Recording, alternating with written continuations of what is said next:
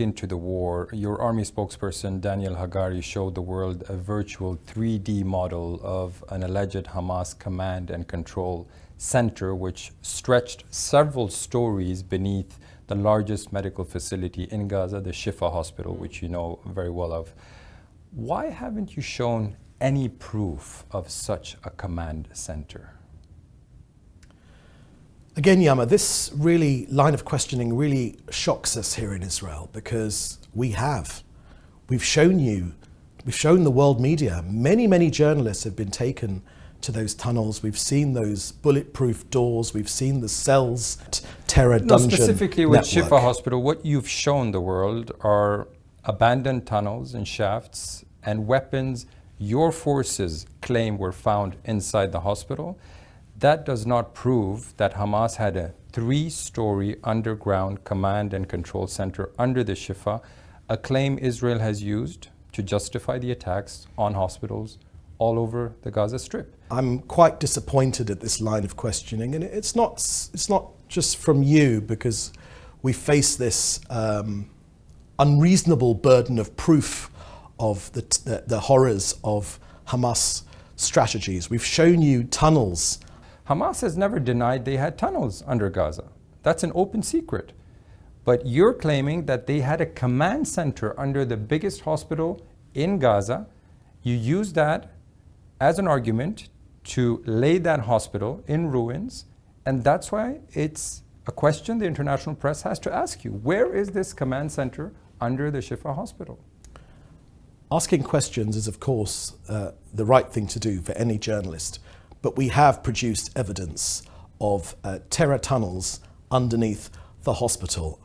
I apologize, Yama, if it's not enough for you.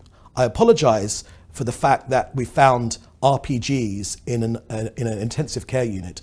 I apologize for the fact that we were fired on from the maternity ward. And I can tell you one thing, it wasn't the midwives that were firing at us.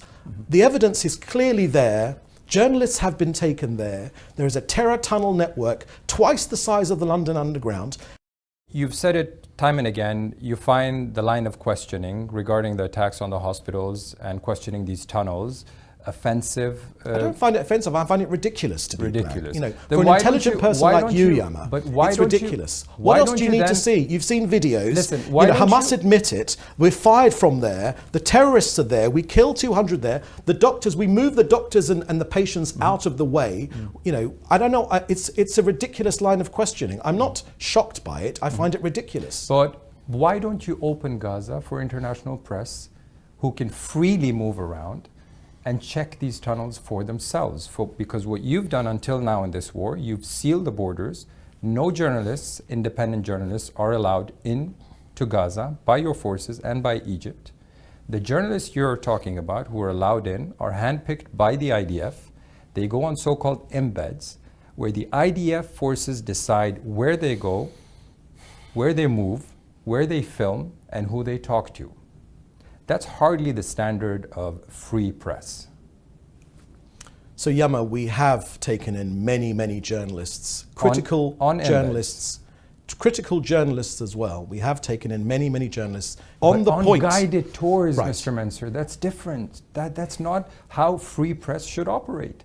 We should have the ability, the possibility to move around freely, to check and verify things for ourselves. That's our job, especially in a war. So you're not allowing us to do our job.